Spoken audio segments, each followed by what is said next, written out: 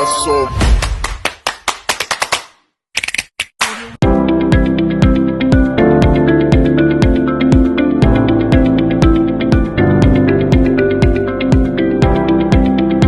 Ayan guys, ang mga lahok ng ating sotanghon soup ay meron tayong hinimay na chicken, meron tayong celery, sibuyas, bawang, saffron na original daw yan sabi ni Kano. So konti lang ilalagay ko. And then meron tayong ground white pepper and the repolyo, excuse me. And then ang sotanghon na binabad natin sa tubig. Yes, na mainit. And then guys, lagyan natin ng olive oil. Dito tayo sa kaldero magluluto para dire-diretso. Ayan. Naya mo lang siyang uminit. Then, ilagay na natin itong bawang.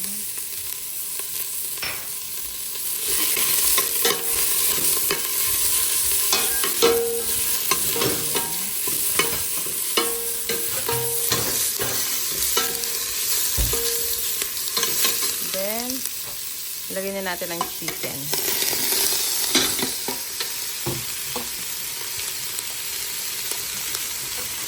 Ilagay na natin ang chicken.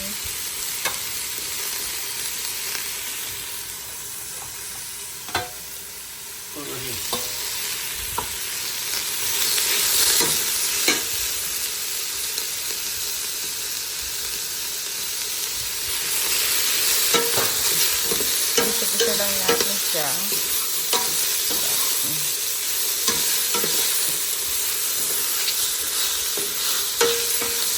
Pagkagisa niya, nalagyan natin ng patis. Patis ang ipapasaalan natin. Magkalasa lang ng patis. Ayan. Ang chicken guys, tutuna.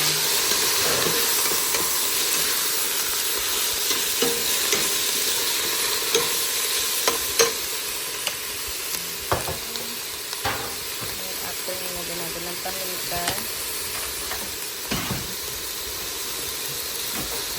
Okay lang parang ang paminta. Okay lang yan kasi masarap naman yung marami paminta.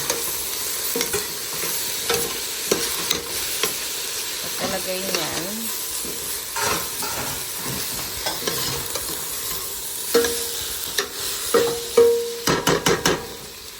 Hayaan nyo lang siyang sangkot siya sa patis. Lagyan natin yung sabaw. Pinakuloan natin kanina.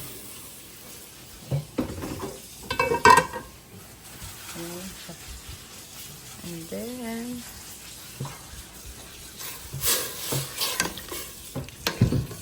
nantilagyan natin siya ng tubig.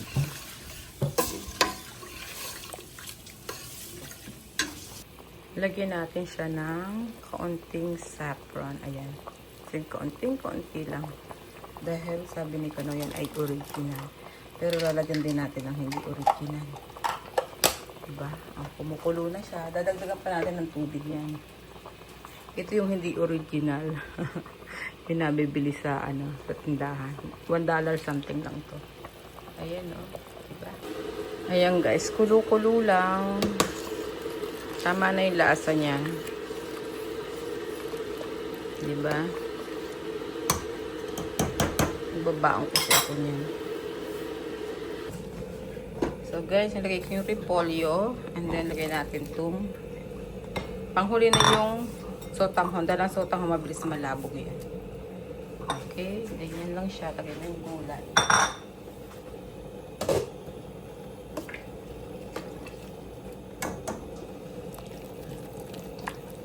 Diba?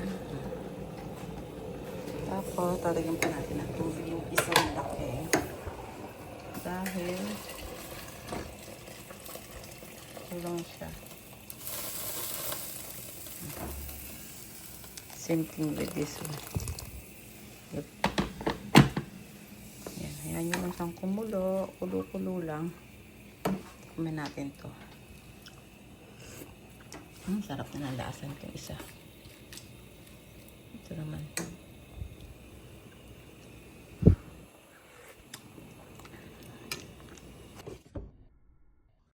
Ilagay ko na yung sotanghon. Dalawa yan kasi isa para dun sa friend ko para kaldero na lang ang dadagin sa kanila. O maybe ito yung amin. Tapos yung kanila yung isa. Ayan. Ito naman yung sa kanila. Ayan. Haluin din natin. Diba?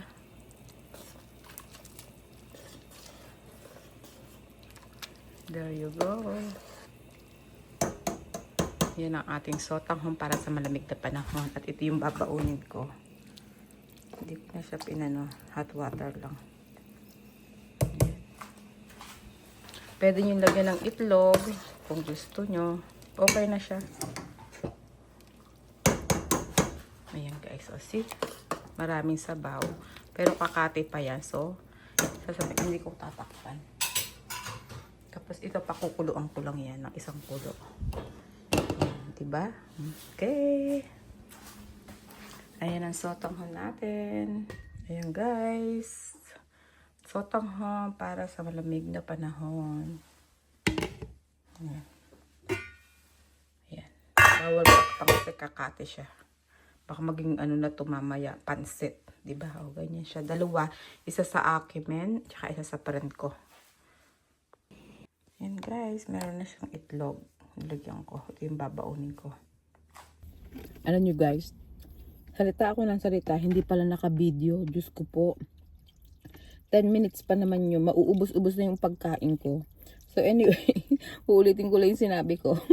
Ano baga iyan? Nagmamadali pa naman ako kasi 30 minutes lang yung break ko.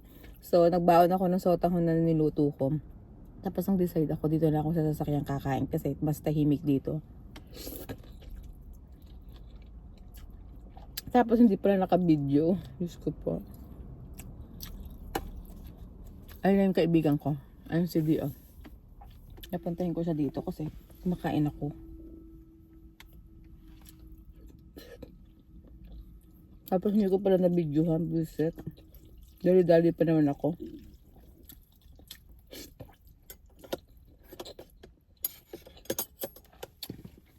Ano? Yan ang papupuntahin ko dito. Kasi so binigay ko na yung pagkain niya. At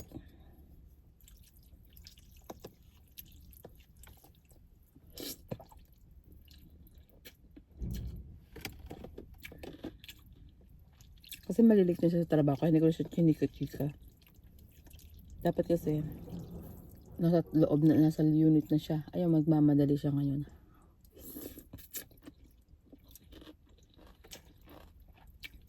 Medyo malayo-layo pa naman yung unit namin.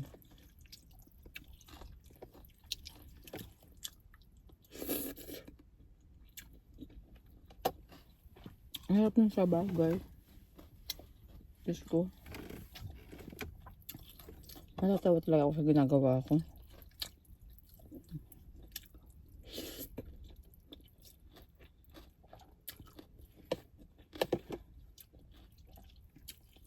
Sa mga naglo-low carbs, yung sotanghon pwede siya.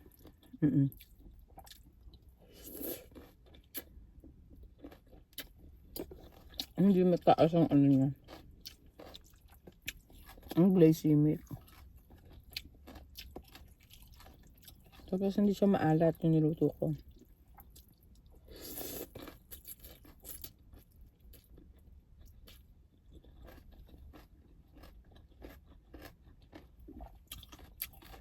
Kasi may akong dalawang itlog na nilaga. Pero masarap ito yung umuusok-usok.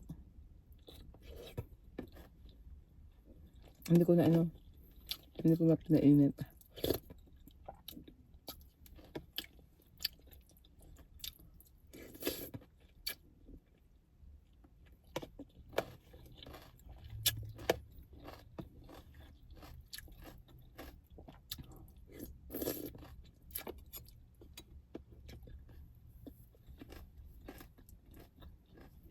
Galing siya ng Pilipinas.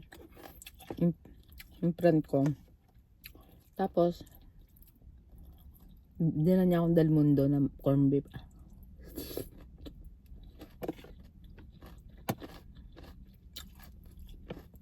Gusto daw yung asawa niya. Pero siya ayaw daw niya. Sabi ko, ano ka ba? Nung binigyan nga kita, gusto mo yan. Sabi niya, ha? Bakit iba yung lasa? Sabi ko, baka the way you cook. Sabi ko sa kanya. Puro gulay, oh.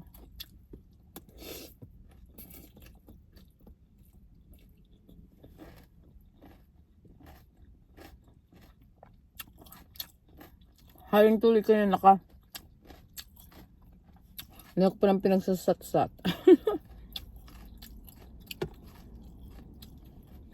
Tapos sinang ko na masarap ba? Sabi niya, oo. Nababagay daw sa panahon.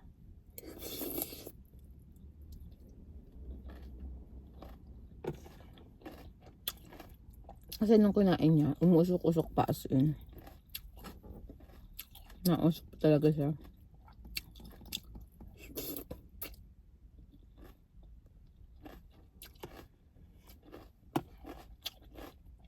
Bukas kami makakapag-chikahan ni D. Dahil, kuwento niya nangyari sa Pilipinas trip na. After 25 years, ngayon lang siya nakauwi. Tapos,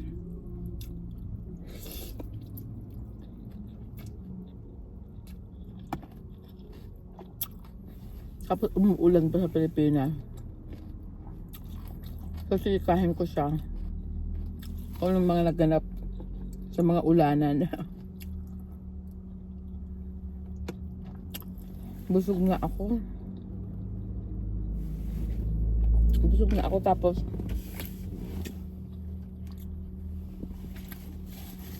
mahal ko na yung tiyan ko. Busog na.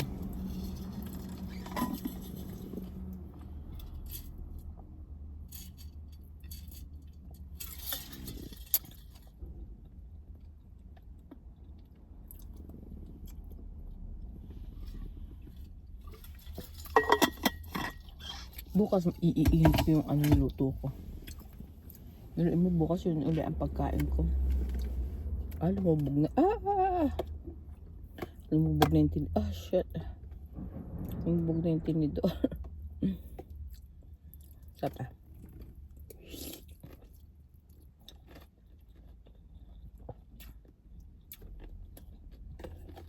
Bukas magsasanog ako ng bawang. Ang masarap nito may bawang eh. Tsaka parang chili. Ano ko ang gagawin ko bukas? Kung hindi ako pumasok ng maaga, gawa ko ng chili oil.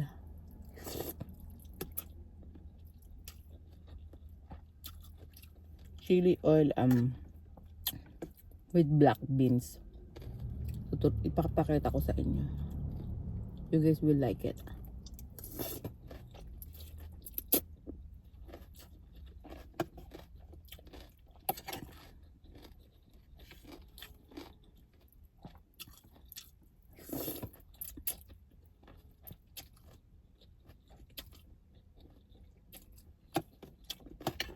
Ang dami ko kasing gulay na nilagay dito.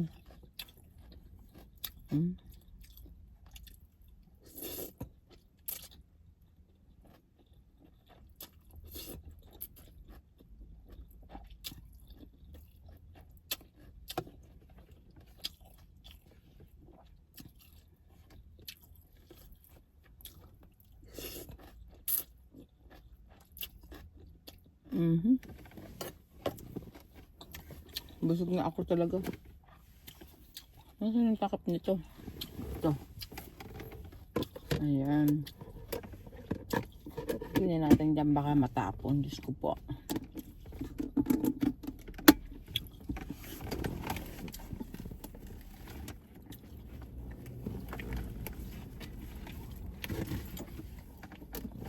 Nakabasog din yung itlog. Tututbrush na lang ako.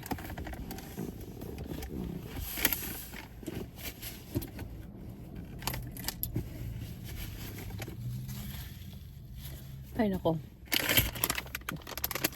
Grabe yung busog ko sa sabaw. Grabe. Ay yung busog na, sorry. Excuse me. Yes. So yan ang ating sotanghon soup. Nire-request na nung kaibigan ko yan, dapat nung New Year nung auna magluluto ako, di ba? pumasok. Hindi ko alam, may pasok pala ako ng auno na panghapon. Kaya hindi ko nagawa. So sabi ko, kanina naman, akala ko wala akong pasok. So, nagbalak akong magluto. Tapos, tinawagan naman ako ng last minute. Pumasok naman ako dahil sayang. Yes, sayang ang ating pasok. Kaya pumasok ako. Try natin. Try nga natin itong umiing. Kasi akala ko, nagdala din ako ng murkon. Sabi ko kasi, sorry. Tikman ko lang ng kaunti. Kasi, akala ko kasi kulang yung pagkain ko. So, mamaya, si Kana nagpaiwan ng kalahating murkon. Hindi pa niya rin natitikman mabuti. Sarap niya. Grabe. I'm gonna make again this one. Kasi hindi ka nagsawa. Alam mo yung pag may okasyon, hindi ka magsasawa, diba? What tayo ng ngayon para may alcohol ang aking kamay. Ang loob ng sasakyan. So, yun lang guys. Salamat sa pagsama sa akin sa loob ng sasakyan na tayo kumain ng hapunan. Yan na yung meal ko of the day. Hindi na ako kakain kasi busog na ako. At my goodness. Busog as in, busog. Super busog talaga ako. Walang hindi ko ma-explain. Hindi ko ma-explain. Bakit kaya hindi ma-explain? Kasi busog. Bakit kaya hindi ma-explain? And then, nadalhin ko yung toothbrush ko kasi magbabrush teeth ako sa unit. Ayoko ng toothbrush sa ospital. Hindi kasi siya, saka water. Hindi ko masyado siya na-type dahil malambot. Malambot yung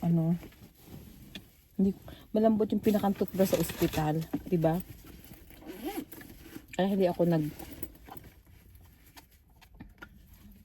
gawa ng aking Invisalign, aking lilinisin din. At ngayon, naaalala ko nang dalhin yung case niya. Lagi ko nakakalimutan niya. Hindi ko alam kung bakit. Lagi ko na lang nakakalimutan.